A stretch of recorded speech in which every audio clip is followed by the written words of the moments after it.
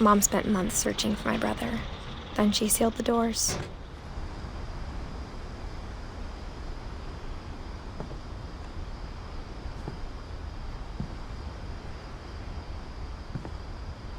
Whatever Milton had found in the house, Mom didn't want it getting out.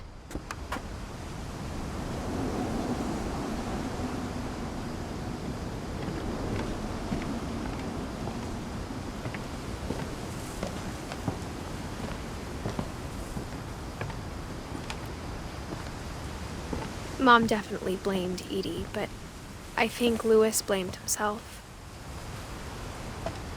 After he graduated, he just spent more and more time in his room, until Mom got him a job at the cannery.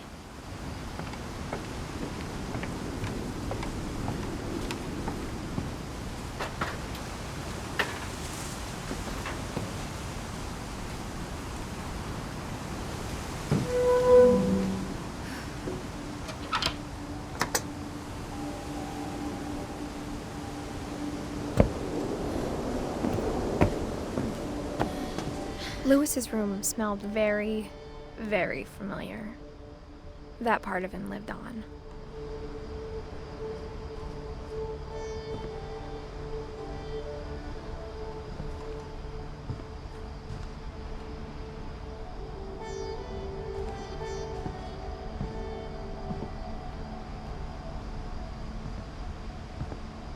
Louis and I spent a lot of time playing games together, but he was surprisingly bad at them. He died a lot.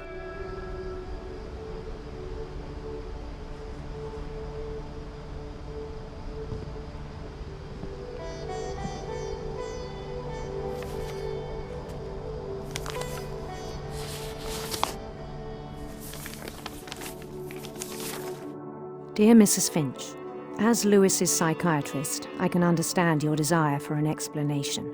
As I see it, the trouble began in January, shortly after we convinced your son to seek treatment for substance abuse. Newly sober, I believe Louis first noticed the monotony of his daily life.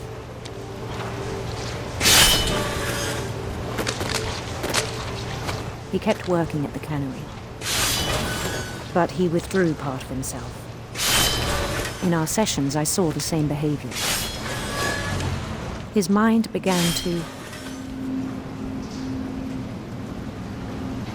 wander. I asked him to describe it.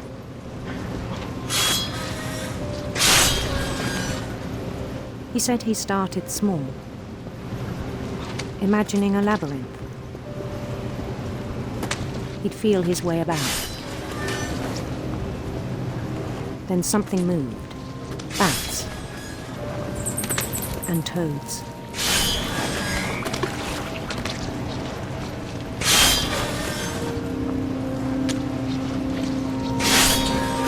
And things that have not names. He knew it was all in his head. But he took it very seriously. I had hoped he'd find himself.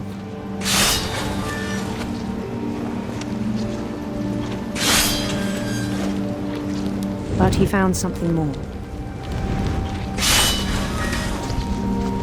I worried about him then, daydreaming at the cannery.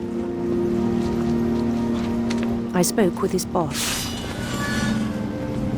but he said Louis had become a model employee. Methodical, tireless, focused. Like a whole new Louis. So I let him go on.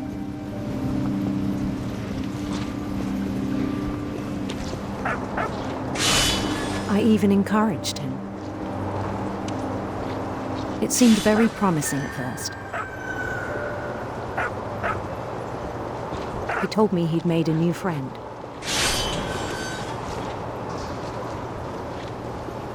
On the edge of a city he named Louis Topia. He built the city up slowly, brick by brick. Then he made musicians.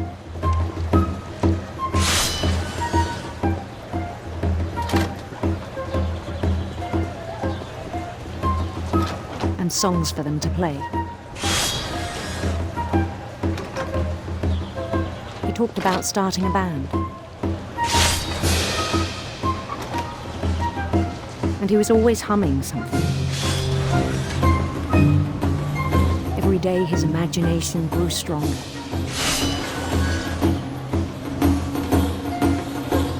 He no longer spoke at the cannery, but his chopping was as reliable as ever. Then one day it struck him that all the cheering crowds, even the stones under his feet, were all in his imagination, so he could do whatever he wished.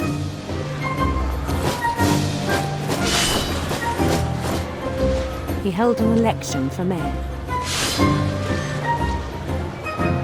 and he won. They begged him to stay, but his mind was already wandering. It became a game for him.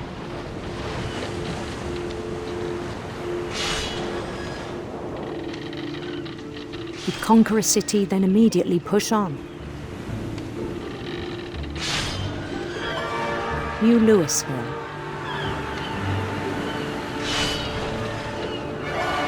St. Louis.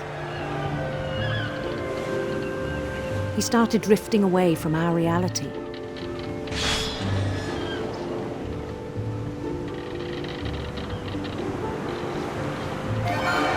Minneapolis, until one day he forgot to go home from the cannery.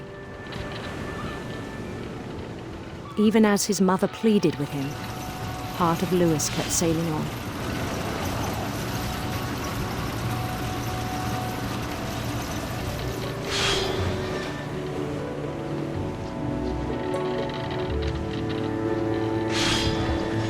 In Louisburg, he heard rumors of a handsome queen.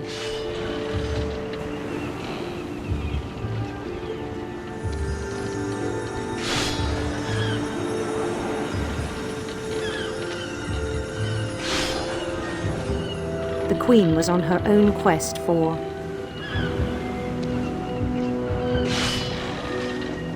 sinister serpents.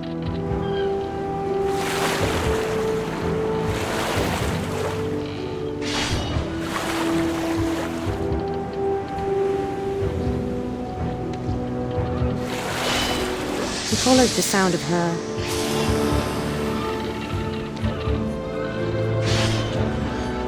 silver harp.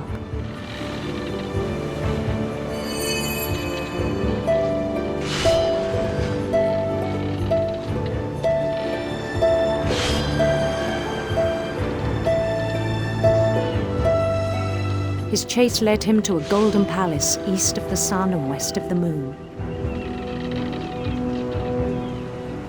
Even then, his logic remained sound.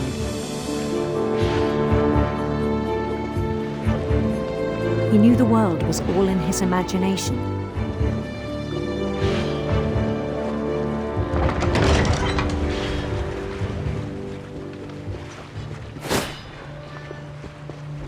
But he was so proud of having created it.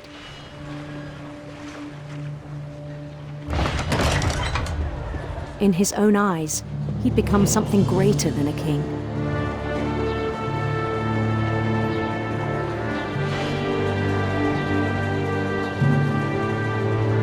For someone who'd never known success in the real world, I think it was overwhelming.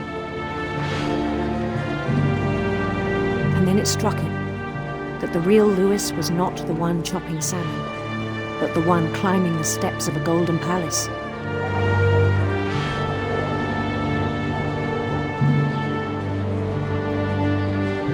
My imagination is as real as my body, he told me. It was hard to argue with him.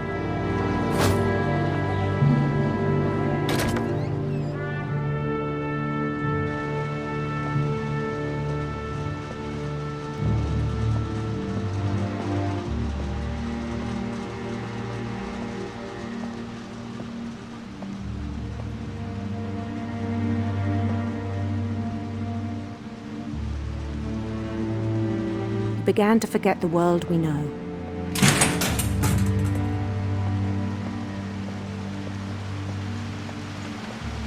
I think it pained him to remember Lewis, the cannery worker.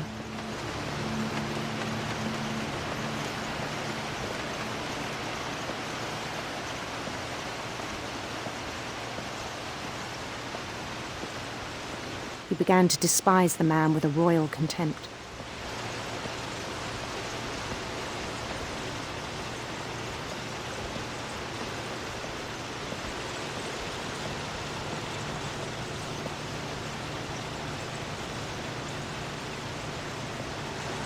I still thought I could save him. Even after he said he was being crowned king over all the lands of wonder. The palace would be packed with his companions.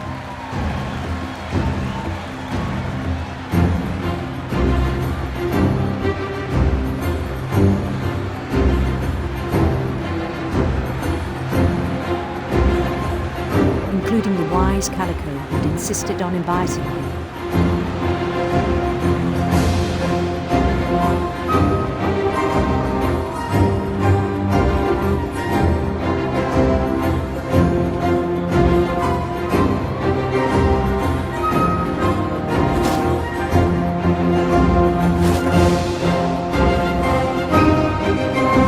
His queen waited, holding his crown.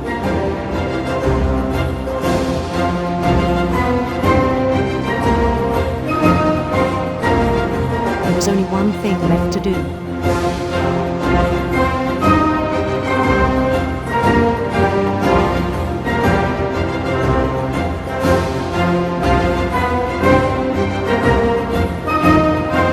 Bend down his head.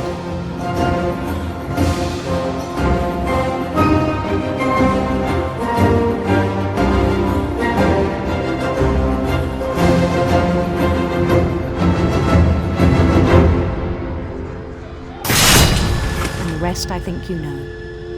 Mrs. Finch, your son was a kind man who will be missed by all of us who knew him.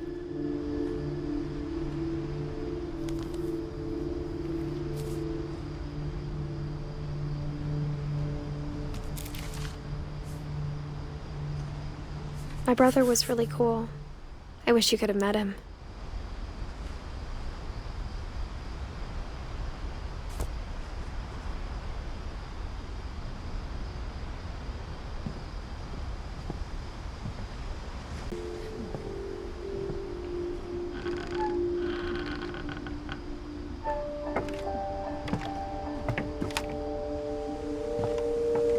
On the way back from Lewis's funeral, my mom told me to start packing. She waited until the day before we left to tell Edie. I'm not sure if she wanted to make it easier or harder.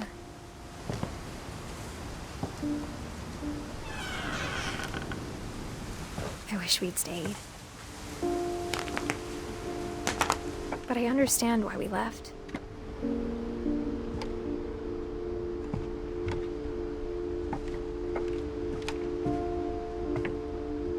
My mom ended up leaving everything behind.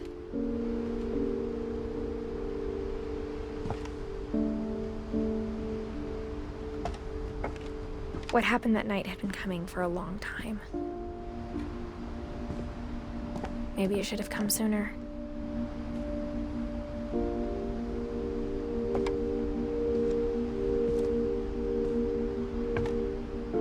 But it had to end one way or another. All that's left now is to tell you about that last night.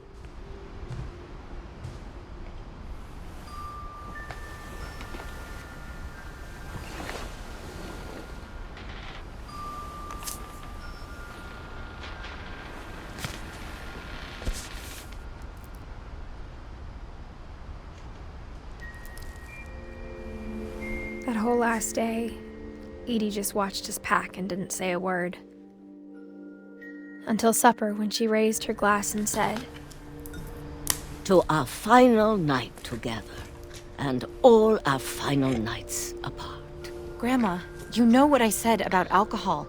Some of your medications are very Edith, specific. I left a present for you in the hallway. Why don't you go open it? The grown-ups have to argue now. I'm sorry, you're right. We're all leaving tomorrow. Let's just enjoy our last... I'm not leaving. Edith, you're excused.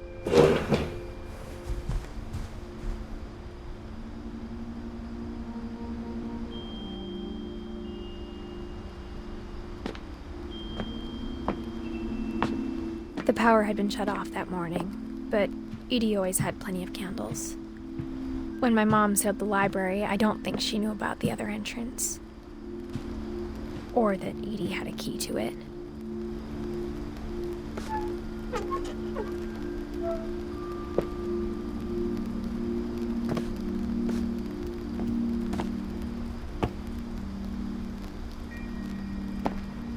That thing you're afraid of isn't going to end when you leave the house. Edith has a right to know these stories. My children are dead because of your stories. I think it's best if Edith and I leave tonight. We'll have the nursing home send a van for you in the morning, okay?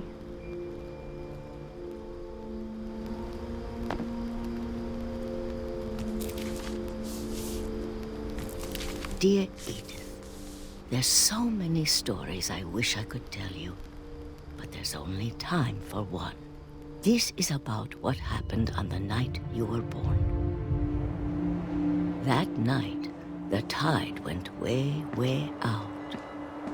It was the first and last time I ever saw the old house aground. There'd been an earthquake out in the middle of the ocean. They called it the lowest tide in 1,000 years.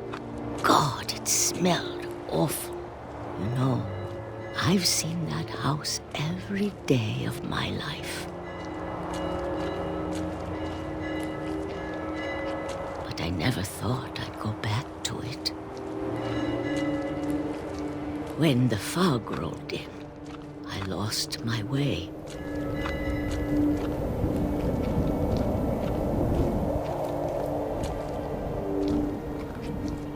I got turned around.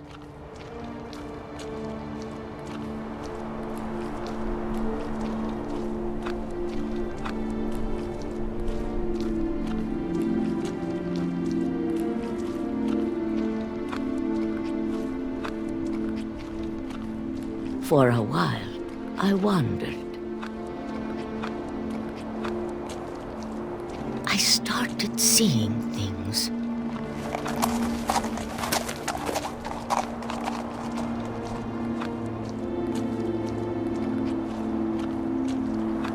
Things I'd forgotten had ever existed.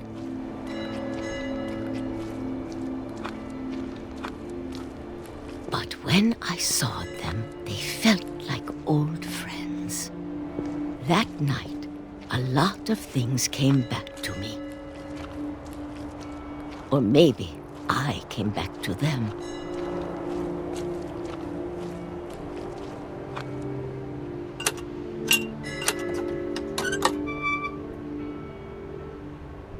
Things I can't explain, but that I need you to try and... Edith, what are you doing in here? It's mine! Edith! Mom, you're gonna rip it! Let go! I kicked and screamed, but Mom dragged me to the car.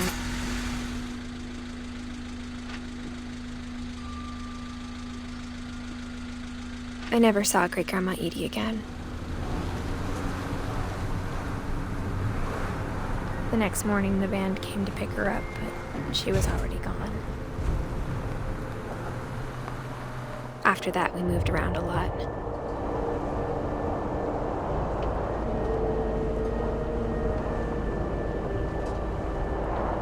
We both tried to make the best of it.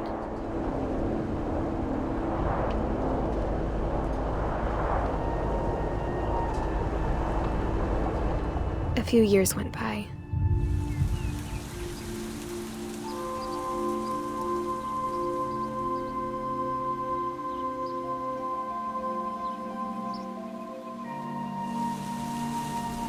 My mom didn't like to talk about it,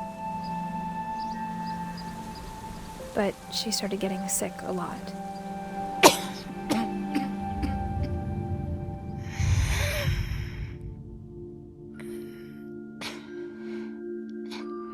She got better for a while, and then she didn't. And then I was alone.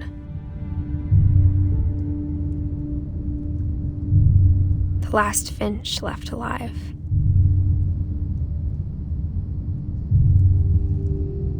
Until I found out about you. I'm still not sure what to tell you about all this. If we lived forever, maybe we'd have time to understand things. But as it is, I think the best we can do is try to open our eyes. And appreciate how strange and brief all of this is.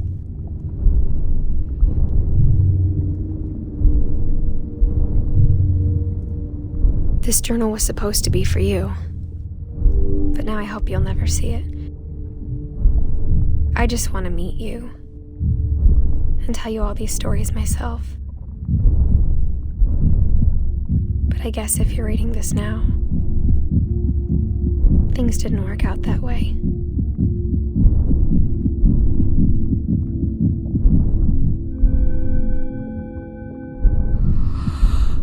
This is where your story begins.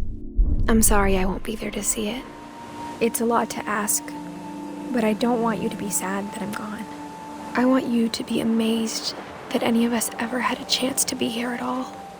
Good luck.